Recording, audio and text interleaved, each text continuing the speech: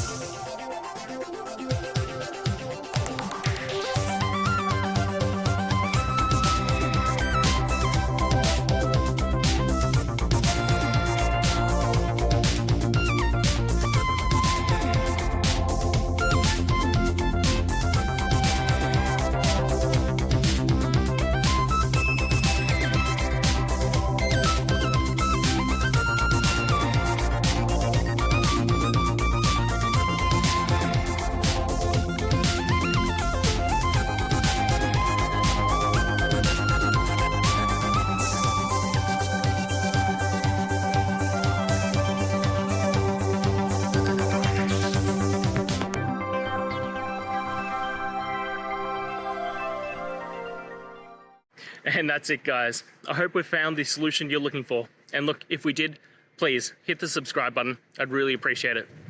And until the next time you need technical help, I hope you have a good one.